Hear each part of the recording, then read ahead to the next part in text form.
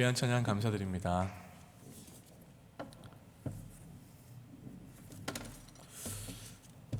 요즘 사춘기가 몇 살 때부터 시작되는지 아십니까? 요즘 어떤 분들은 중학생부터다, 고학년부터다 말씀하시는데요. 제가 볼 때는 한 5, 6학년 정도 되면은 아이들이 슬슬 좀 뭔가 표정과 말투에 변화가 일어나기 시작해요.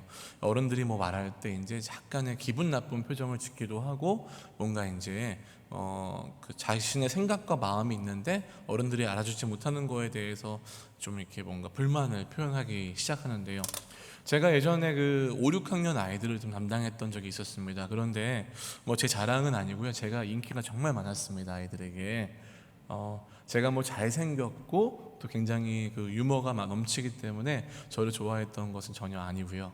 제가 아이들에게 뭔가 한 가지를 굉장히 그 아이들 마음에 흡족하게 해줬던 적이 있는데, 그게 뭐였냐면은 귀신 이야기였습니다. 전도사 시절에 전도사가 귀신 이야기 한다니까 좀 뭔가 어울리지 않으시죠? 귀신이 있는지 아이들이 정말 궁금해 하더라고요. 그래서 아이들과 성경학교 때 밤에 아이들이 질문을 마음껏 할 수 있게 해주었는데, 아이들이 정말 이 귀신에 대한 부분들, 그 다음에 내세에 대한 부분들, 천국과 지옥에 대한 부분들에 대해서 굉장히 궁금해하는 겁니다. 저는 관심이 없을 줄 알았는데 아이들이 이런 부분에 대해서 얘기를 시작하는데 밤이 12시가 넘어갔는데요, 아이들 눈이 초롱초롱하게 빛나더라고요. 그래서 제가 이제 성경에 나와 있는 이런 얘기들을 해주면서 아이들과 이 얘기를 나눴던 기억이 있습니다. 특별 새벽 기도의 기간인 만큼 많은 분들이 아침에 은혜를 많이 받고 오셔서 지금 은혜 받을 준비가 이미 다 되어 있을 거라고 저는 믿습니다. 마음이 벌써 이미 은혜 받을 준비가 막 되어 있는데, 또 우리의 육신은 우리의 마음과는 또 같지는 않아요. 그래서 어떤 분들은 좀 피곤하셔서 눈꺼풀이 감길 수도 있는데, 어떤 목사님께서 그런 말씀하시더라고요. 교회 와서 자는 잠은 보약이다, 이런 말씀하시는 분이 계신데, 전 맞는지는 모르겠지만 이곳에 오신 모든 분들이 은혜를 풍족히 받으시고 돌아가시기를 축복합니다. 자, 제가 오늘 왜 아침부터 귀신 이야기를 꺼내냐면요, 오늘 본문에도 이 귀신 들린 아이 때문에 예수님을 찾아온 한 여인이 등장하기 때문이죠. 성경은 예수님께서 두로와 시돈이라는 지역으로 이동하셨다라고 이렇게 이야기하고 있습니다. 여러분, 이곳은요 예루살렘보다 좀 더 위쪽에 있는 바닷가 지역이었습니다. 항구 도시였는데요, 이 마가는요 그의 복음서에서 예수님이 계시던 장소를 두로와 시돈보다 조금 더 자세하게 설명해주고 있습니다. 마치 이런 거죠. 여러분, CCTV가 요즘에 다양한 곳에 설치되어 있지 않습니까? 한 길을 비춰도 이쪽에서 비추는 카메라가 있고 이쪽에서 비추는 카메라가 있잖아요. 사복음서도 좀 그런 것 같아요. 사복음서의 기자들이 각자 자신들이 가지고 있는 곳에서 예수님을 바라보면서 기록을 했기 때문에 기록들이 조금 표현이 다를 수 있는 것 같아요. 어떤 분들은 이 복음서가 그래서 너무 다른 거 아니냐라고 말씀하시는데, 오히려 다양한 설명들을 같이 해주고 있는 것이죠. 보강해주고 있는 것이죠. 그래서 마태는 두로와 시돈이라 얘기하는데요, 마가는 이렇게 설명을 합니다. 마가복음 7장 24절에는요 이런 말씀이 있어요. 예수께서 일어나사 거기를 떠나 두로 지방으로 가서 한 집에 들어가 아무도 모르게 하시려 하나 숨길 수 없더라. 두로와 시돈이라는 것보다 조금 더 자세한 설명이 나와 있습니다. 두로라는 지역에 들어가셨대요. 그리고요 그 지역에 있는 한 집에 들어가셨는데 아무도 모르게 하시려고 하셨대요. 여러분, 이것은 무슨 뜻일까요?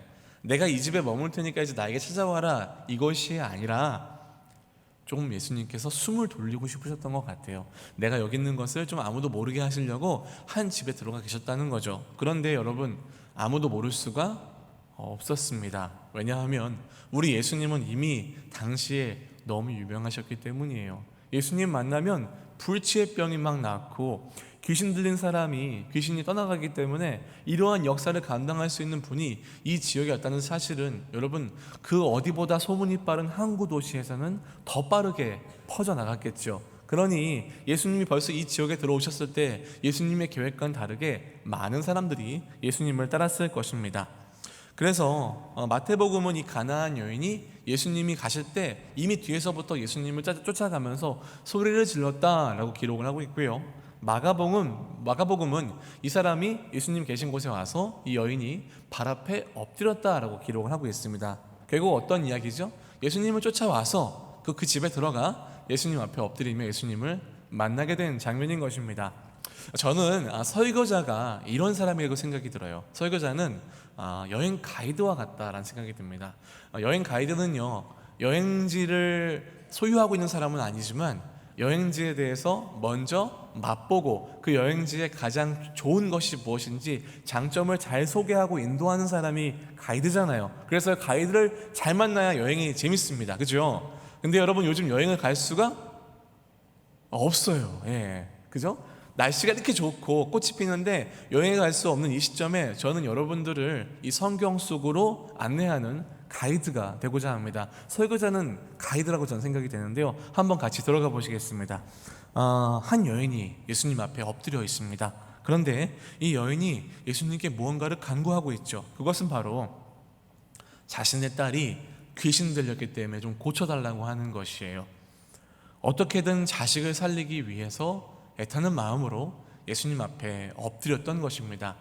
여러분, 그런데 이 여인을요, 가나안 여인이라고 이렇게 마태는 소개하고 있어요. 그렇다면 가나안 여인은 이스라엘 민족은 아닌 것입니다. 이방 여인인 것이죠. 이방 땅에서 우상을 숭배하는 이방 사람들, 이스라엘 사람들이 개만도 못하게 여기는 그 이방 여인, 수로보니게 지역의 여인이 족속이다라고 설명을 하고 있는 이 여인이 지금 예수님 앞에 엎드려 있는 거예요. 어떤 상황에? 예수님이 지금 한숨 돌리려 하는 그 상황 가운데. 그러니까 뭔가 성경의 기자들이 보았을 때 이 상황은 자연스럽지 않은 것입니다. 이스라엘 사람도 아니고 이방 여인이 와서 예수님 앞에 나아가서 자신의 딸을 고쳐달라고 했던 것이죠.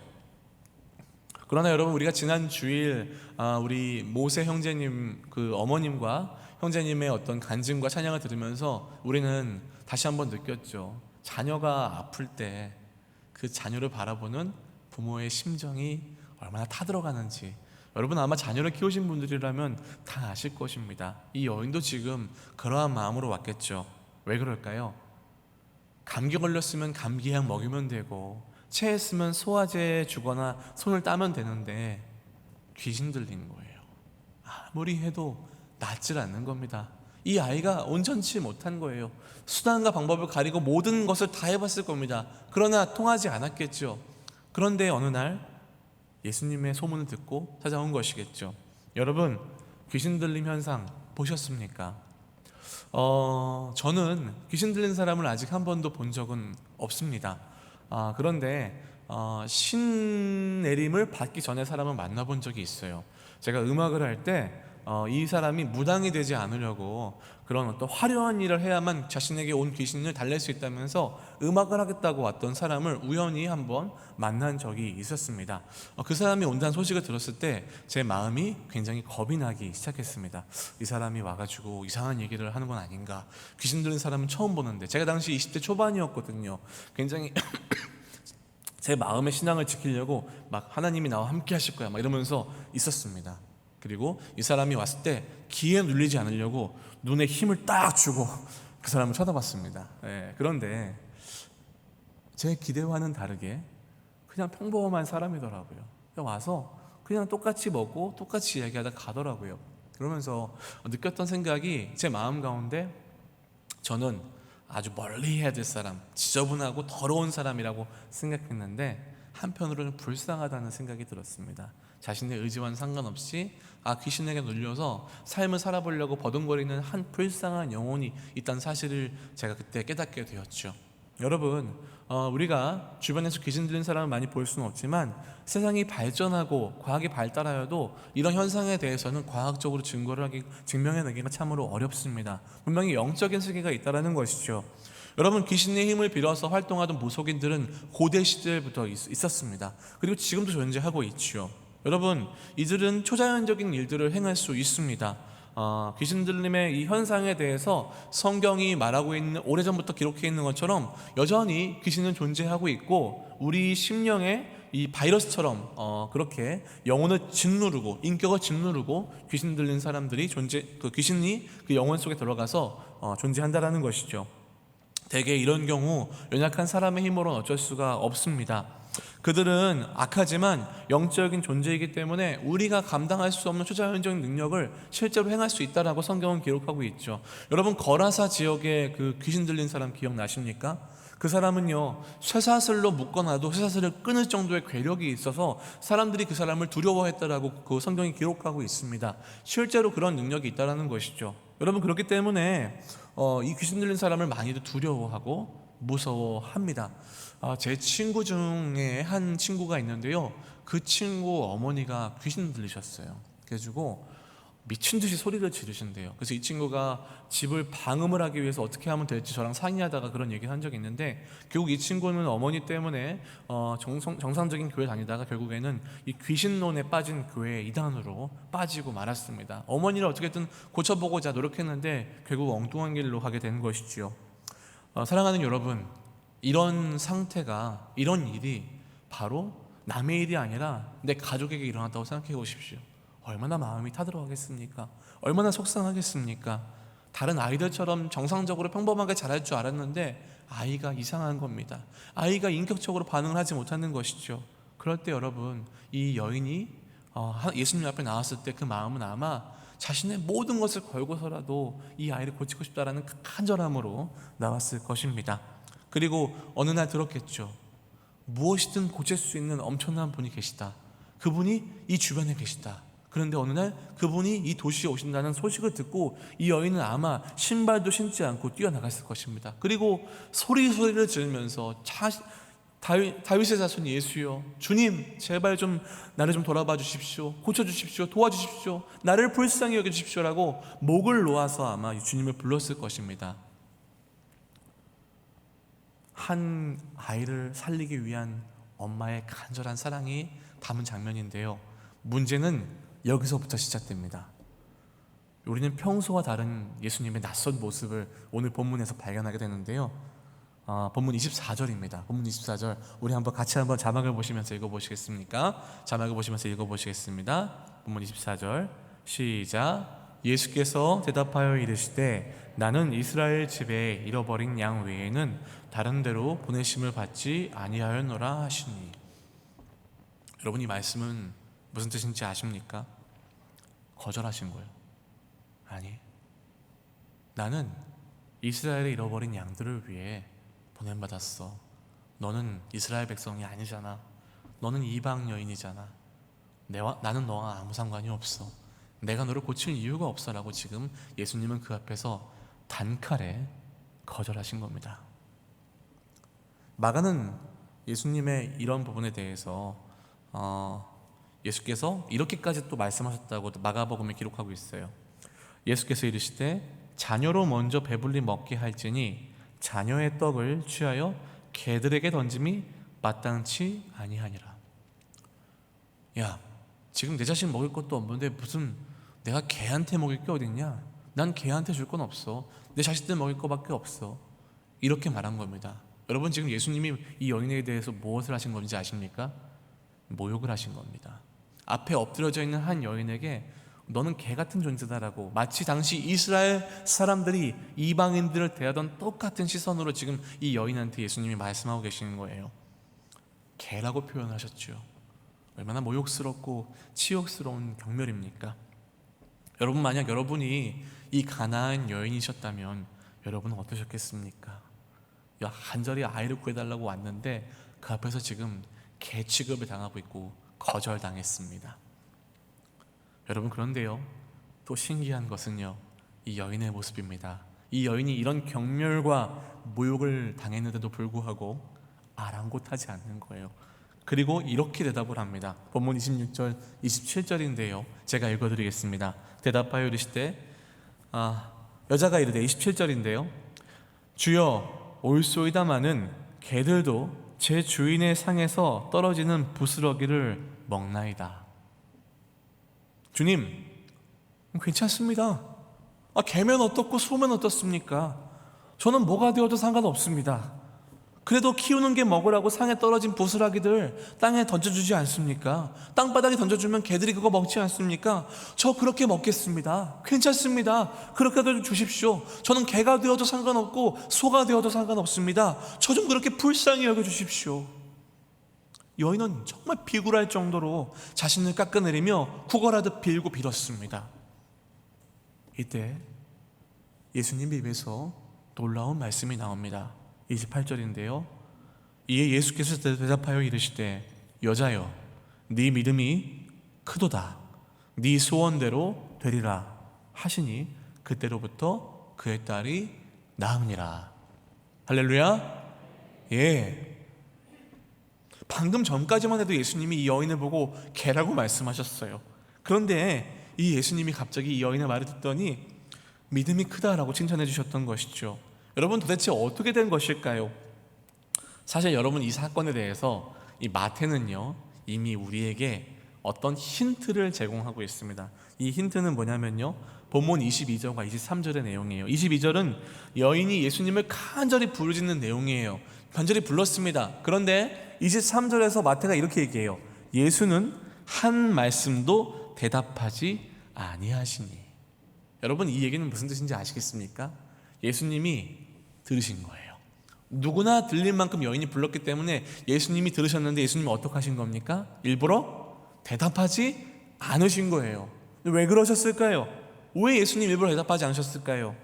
여러분, 예수님은 이미 그 여인의 간절한 부르짖음을 통해 어떠한 믿음을 소유한 자인지 아셨던 겁니다. 그 여인이 이미 예수님을 어떻게 고백하고 있는지 알았던 거예요. 그 이방 여인이, 이방 신을 섬기던 그 여인이 다윗의 자손이여를 외치고 있습니다. 여러분, 이 뜻은 무엇입니까?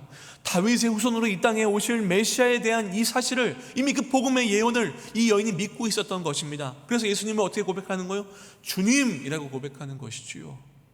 그 여인의 간절한 울부짖음 속에 예수님 믿음을 보시고서 일부러 이 여인을 그 방으로 데려 들어오시는 거예요. 그리고 많은 사람들을 보게 하는 것입니다. 이 여인이 가지고 있는 믿음이 어떤지 주님께서 보여주시기 위해서 이 여인을 일부러 데리고 들어오셨던 것이죠. 그리고 예수님의 평소의 모습과는 다르게 예수님 거절하시면서 그 여인이 어떠한 믿음을 가지고 있는지 드러내 보이셨던 것입니다. 자칫 예수님을 오해할 수도 있는 이 본문은 오늘 우리에게 무엇을 설명하고 있을까요? 이 본문은요, 연약하고 불쌍한 이방인일지라도 그들을 고치시고 구원하시는 우리 예수님의 따뜻한 모습을 보여주고 있습니다. 더불어서 예수님은 오늘 본문을 통해서 우리에게 큰 믿음이란 바로 이런 것이다, 너희에겐 이렇게 칭찬받을 만한 큰 믿음이 있느냐라고 물어오시는 것이지요. 여러분, 그렇다면 예수님 말씀하신 큰 믿음은 무엇일까요? 예수님 도대체 어떤 것을 큰 믿음이라고 말씀하셨을까요? 여러분, 예수님께서 이 가나안 여인에게 말씀하셨던 이 큰 믿음이요, 한 번 더 성경에 등장합니다. 누구에게 말씀하셨냐면요, 아이러니하게도 이스라엘 사람이 아니라 로마 사람입니다. 로마의 군인이었던 백부장에게 예수님 말씀하세요. 이 사람의 믿음이, 이스라엘에서 이만한 믿음을 내가 본 적이 없다, 믿음이 참 크다라고 칭찬하시거든요. 여러분, 백부장이요 어떤 사람이었냐면요, 자신의 종이 아프자 이 종을 고치기 위해서 예수님을 좀 오셔달라고 부탁을 했던 사람이에요. 그래서 예수님이 그 부탁을 받고 가셨어요. 가시는데 가는 길에 백부장의 친구들이 헐레부터 달려와서 예수님에게 말씀드리죠. 예수님, 오지 않으셔도 됩니다. 이 보에 대한 본문이 누가복음 7장 6절부터 9절에 잘 나와 있는데요, 우리 그림을 한번 보여주시겠어요? 네, 우리 저랑 여러분들이 한 절씩 한번 읽어보시겠습니다. 제가 먼저 6절을 읽어볼게요. 예수께서 함께 가실새 이에 그 집이 멀지 아니하여 백부장이 벗들을 보내어 이르되 주여 수고하시지 마옵소서, 내 집에 들어오심을 나는 감당하지 못하겠나이다.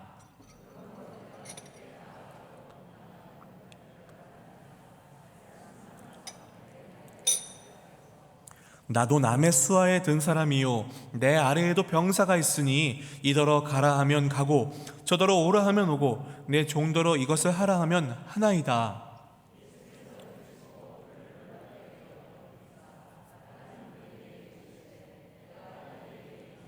이스라엘 중에서도 이만한 믿음은 만나보지 못하였노라 하시더라.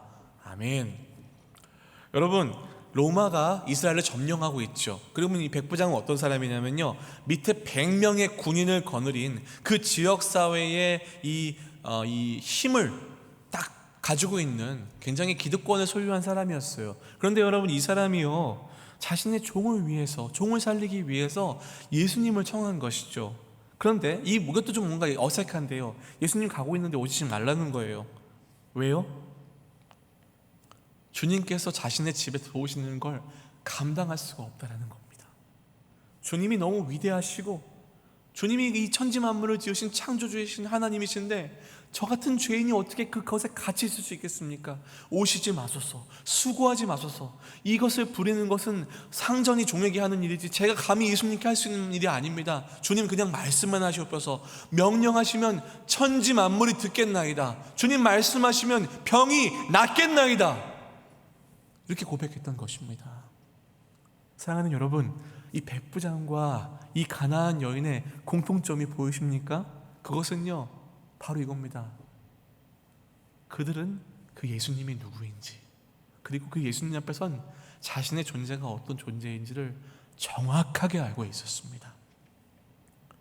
백부장도 가나안 여인도 이미 그들이 이 예수님이 어떤 존재인지를 깨닫고 있었기 때문에 그들의 그런 고백이 나올 수 있었던 것이죠. 여러분, 만약에 이 가나안 여인이 자신의 딸을 낳기 위해서 예수님 그래요, 제가 개도 되고 수도 되겠습니다 하면서 연기를 했다면 예수님이 그 마음을 모르셨을까요? 다 아셨겠죠. 이 여자가 자기 딸을 낳게 하려고 거짓 믿음을 고백하고 있구나, 다 아셨을 겁니다. 예수님 그런 말주변, 그런 어떤 말장난에 놀아나실 분이 아니시죠. 그런데 여러분, 예수님은 아시는 거예요. 이미 그 이방인들에게도 하나님의 구원의 복이 흘러가고 있다는 것을, 아브라함에게 약속되었던 그 복, 모든 민족이 복을 받을 거라는 그 복이 이제 흘러가고 있다는 것, 그래서 그들을 통해서 이제 이방 땅에 사는 모든 하나님의 백성들이 돌아올 것이라는 것을 주님 보여주시기 위해서 이 영혼을 사용하고 계신 것이죠. 그래서 여러분, 이 백부장과 이 가나안 여인을 통해서 예수님은 우리에게 알려주시는 것이에요. 예수님이 어떤 분이신지, 그리고 그 앞에서는 우리가 어떤 존재인지를 정확하게 알고 있는 것, 깨닫는 것, 바로 이것이 큰 믿음이라는 것입니다. 사랑하는 여러분, 이것이 바로 주님이 기뻐하시는 참 믿음입니다. 큰 믿음입니다. 하나님을 내가 만든 하나님이 아니라 말씀하시는 대로 믿는 것, 그리고 나를 내가 생각하는 내가 아니라 말씀이 말씀하시는 대로 내가 나를 아는 것, 이것이 믿음인 것이지요. 잠언 9장 10절엔 이런 말씀이 있습니다. 여호와를 경외하는 것이 지혜의 근본이요 거룩하신 자를 아는 것이 명철이니라. 하나님을 우리가 어떻게 경외할 수 있을까요? 경외한다는 것은 여러분 두려워하는 것이죠. 너무 좋은 분인 것을 알고 너무 위대한 분인 것을 알면서도 내가 함부로 그분을 가까이 할 수 없고 그분을 두려워하는 그 떨리는 마음, 그것이 경외하는 마음입니다. 이것을 누가 알 수 있을까요? 누가 할 수 있을까요? 이것은 하나님이 어떤 분이신지를 알고 그 앞에 내가 어떤 분인지를, 어떤 존재인지를 아는 자만이 할 수 있는 것입니다. 그 위대하신 하나님, 온 우주 만물을 만드신 하나님 앞에 나는 우주의 먼지보다도 작고 벌레만도 못한 죄인이라는 사실을 정확하게 알고 있는 영혼들이 할 수 있는 것이지요. 여러분, 그렇기 때문에 이런 사람들 앞에서 어떤 모습이 드러나는지 아십니까? 이런 사람들에게서는요, 자기 자신을 겸손하게 하나님 앞에 대할 줄 압니다. 겸손히 나타나게 돼 있어요. 그리고 자신을 부인할 줄 압니다. 자신의 삶의 주도권이 하나님께로 이미 이양되었기 때문에 자신을 부인하며 두렵고 떨리는 마음으로 주께서 부르신 그 믿음의 길을 묵묵하게 걸어가는 것이지요. 여러분, 이것이 바로 구원받은 신자의 인생이며 삶인 것입니다. 여러분, 바울은 이렇게 살았습니다. 그리고 이렇게 산 자신의 삶을요, 이렇게 정의했습니다. 디모데전서 1장 15절에 바울은 자신에 대해서 나는 죄인 중에 내가 괴수다라고 이렇게 고백합니다. 여러분, 바울이요, 예수님 만난 사람입니다. 그런데 그 심령 안에는 정확하게 하나님 앞에서 자신이 어떠한 존재인지를 알고 있는 인지가 있었습니다. 그래서 자신은 죄인 중에 괴수다라고 고백하죠. 그리고 바울은 이렇게 얘기합니다. 고린도전서 15장 10절에서 내가 나 된 것은 오롯이 하나님의 은혜다. 믿으십니까? 여러분, 이것이 하나님 앞에선 저와 여러분의 정체성인 것이에요. 하나님 앞에선 우주의 먼지만도 못한 자들이고 아무것도 내세울 수 없는데, 그저 우리가 내세울 수 있는 것은 우리가 하나님의 은혜로 살고 있다는 사실인 것이죠. 사랑하는 여러분, 누가 뭐라고 하든지 세상이 뭐라 하든지 얽매이지 않고 이렇게 큰 믿음의 사람으로 살려면 어떻게 살아야 되는지 아십니까? 먼저 여러분, 우리의 문제가 해결돼야 됩니다. 나 자신을 바라보는 문제가 해결돼야 돼요. 여러분, 요즘에 여러분들을 괴롭게 하는 문제가 어떤 문제이십니까? 저는 다 알 수 없습니다. 그러다 분명한 것은 분명히 우리 삶 가운데에는 내 인생은 이래야 돼 라는 나만의 그림들이 다 존재한다는 것이죠. 난 이렇게 살아야 돼, 난 원래 이런 인생이야 라는 나만의 행복한 그림이 존재한다는 것이에요. 그래서 여러분, 그것을 이루기 위해서 열심히 노력하고 살아가죠. 그런데 어때요? 이 그림이 흐트러지기라도 하면 우리는 마음의 시험이 됩니다. 속상해하고 슬퍼합니다. 그리고 그렇게 하나님께서 그 그림이 이루어지지 않는 것에 대해서 원망하기도 하고 하나님 앞에서 조르기도 합니다. 여러분, 그런 내 인생에 그린 그림들이 때로는 우리의 목을 조르기도 해요. 그렇게 살기 위해서 더 노력하라고, 수단과 방법을 가리지 말라고 우리는 막 채찍질합니다. 그러니까 전부 다 어떻게 해요? 조급한 마음을 가지고 살아가요. 빨리빨리, 더 빨리빨리 뭔가를 해야 돼, 남들보다 더 빨리 움직여야 돼, 올라가야 돼, 이런 마음으로 사니까 우리 마음엔 여유가 없습니다. 남을 품을 수 있는 여유가 없어요. 그러니까 그런 그림들이 우리를 집어삼키지요. 우리를 괴롭게 하죠. 너는 아직도 이 모양 이 꼴이냐? 왜 이렇게 행복하게 못 사냐? 남들은 멋지게 살고 있는데 너는 왜 이거밖에 안 되는 거냐? 라고 하면서 우리 자신을 계속 짓누릅니다. 제가 왜 이렇게 잘하는지 아세요? 제가 그렇기 때문입니다. 제가 그렇게 살아왔습니다. 가난이 싫었고요, 부와 명예를 얻고 싶었습니다. 지난번에도 말씀드린 것처럼 제 꿈은 좋은 목사님이 아니라 돈이 많은 장로님이었습니다. 저는 가난이 너무 싫었고요, 뭔가 힘과 명예를 얻으면 인생이 행복해질 줄 알았죠. 그런데 그렇지 않더라고요. 그것을 잡으려고 할수록 저는 더 괴로워졌습니다. 그걸 얻지 못하는 제 인생을 더 비관할 수밖에 없었고요, 점점 더 깊은 우울감과 좌절 속으로 빠져들었지요. 20대 초반 저는 군대 신체 검사에서 정신적으로 문제가 있다는 판명을 받고 군대를 갈 수 없게 되어버렸습니다. 그래서 1년 동안 저는 정신병원에서 치료를 받아야만 했습니다. 우울증이 너무 심했고 기본적인 사회생활을 할 수 없는 성격 장애와 밤마다 수십 번 가위를 눌리고 헛것을 보는 수면 장애를 앓아야만 했습니다. 여러분, 경험해 보신 분들은 아마 아실 거예요. 모든 순간이 너무너무 괴롭습니다. 잠을 자도 온통 괴롭힘을 당하고요, 한순간 한순간 살아가는 것이 고통스럽습니다. 고통에서 벗어나려고 몸부림칠수록 저는 더 그렇게 망가져 갔습니다. 심지어 극단적인 생각까지 했을 정도로 저는 깊은 우울감과 절망 속에 살아갔습니다. 그런데 어느 날 제 인생을 제가 마무리했다고 마음먹은 그날 좀 억울하더라고요. 내가 그동안 신앙생활 한 게 있는데 좀 억울하더라고요. 내가 죽을지 죽더라도 하나님 좀 만나서 따지고 죽어야겠다 싶어서 이미 새벽 예배가 끝난 불이 꺼진 교육관 안에 뚜벅뚜벅 걸어 들어갔습니다. 그리고 그때부터 하나님 앞에 따졌습니다. 제가 왜 이런 고통을 당하며 살아야 되냐고, 제 인생은 왜 이렇게 망가져야 되냐고, 저는 왜 남들보다 행복하면 안 되냐고, 그렇게 하나님께 따지며 따졌습니다. 그리고 저는 그날 온통 분노와 악과 슬픔으로 가득 차 있는 저를 천천히 무너뜨리시는 하나님을 만났습니다. 그리고 그날 저는 다시 태어났죠. 하나님께서 제 인생 가운데 제가 만들어 놓은 헛된 그림들이 저를 올가맨다는 것을 보여주셨습니다. 그리고 다시 한번 저에게 말씀해 주셨어요. 저의 인생의 가치는 하나님이 정하시는 거라고. 내가 만들어서, 내가 멋진 사람이 되어서, 내가 돈을 많이 벌어서 유명해져서 내 가치를 만드는 것이 아니라 하나님이 불러주시는 가치가 내 가치라는 것을요, 하나님 이렇게 말씀해 주셨어요. 온 천하 만물보다 내가 너무 사랑하는 내 아들의 생명을 주고 내가 너를 샀다. 너는 내 사랑하는 존귀한 자녀다. 너를 향한 나의 영광스러운 계획이 있다. 저는 그날 죽었고 그날 다시 태어났습니다. 사랑하는 여러분, 제가 오늘 왜 이 말씀을 전하냐면요, 오늘 이 귀신 들린 한 딸아이를 바라보는 여인의 마음, 어쩌면 저는 이 마음을 좀 알 것만 같습니다. 선교사님들이 이렇게 보고를 하세요. 문맹률이 낮은 대한민국이나 도심이 발달한 사회에서는요, 귀신 들림 현상이 별로 나타나지가 않는데, 문맹률이 높은 지역일수록, 공교육이 잘 이루어지지 않는 나라일수록 귀신 들림 현상이 많이 나타나는데요. 그런데 또 재미있는 것은요, 교육을 많이 받고 세상이 발전한 나라들일수록 우울증과 내면의 문제들이 귀신 들리는 사람들 숫자만큼 훨씬 많이 나타나는 겁니다. 여러분, 이것은 뭘 말하는지 아세요? 사단이 우리의 연약함을 지금 계속 공격하고 있다는 것이죠. 구원의 기쁨을 계속 앗아가려고 우리를 흔든다는 것이죠. 여러분, 이럴 때 우리가 큰 믿음, 하나님 앞에 온전한 믿음을 지키려면 어떻게 되는지 아십니까? 우리가 만들어 놓은 우리 인생의 그림을 모두 던져버려야 됩니다. 팀 켈러 목사님은 이 그림에 대해서 이것은 내가 만든 신이다, 내가 만든 하나님이다, 내가 만든 우상이다라고 말했습니다. 여러분, 이 우상을 버리지 않을 때 우린 자유로울 수 없습니다. 계속 그 우상이 우리를 오감할 테니까요. 그러나 그 우상을 던져버리시고 하나님이 여러분을 생각하시는 그 말씀 그대로 우리의 정체성을 받아들일 때 우리 안에 참 자유가 있을 줄 믿습니다.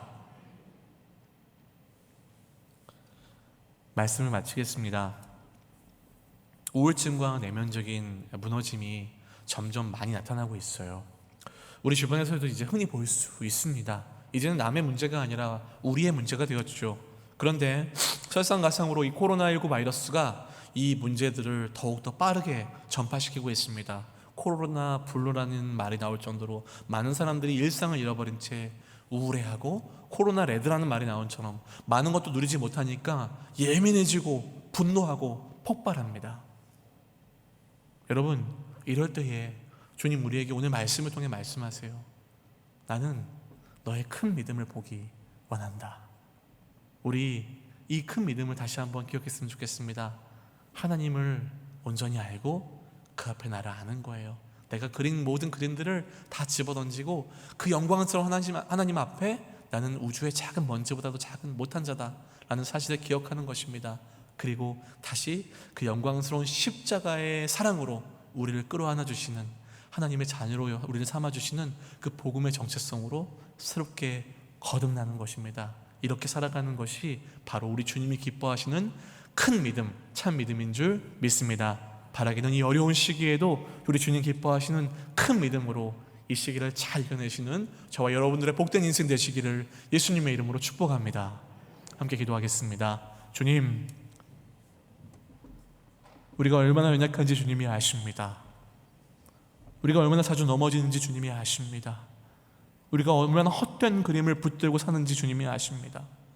주님, 우리를 불쌍히 여기셔서 이 시간 하나님을 온전히 알게 하시고 하나님 앞에서는 우리의 존재를 온전히 깨닫게 하셔서 내가 나의 가치를 만드는 것이 아니라 나를 부르신 그 복음의 영광스러운 가치로 다시 한번 새롭게 거듭나 이 땅을 살아갈 때에 하나님 기뻐하시는 믿음의 사람으로 살아가는 우리 은평의 모든 교우들 될 수 있도록 주님 축복하여 주시옵소서. 예수님의 이름으로 기도합니다. 아멘.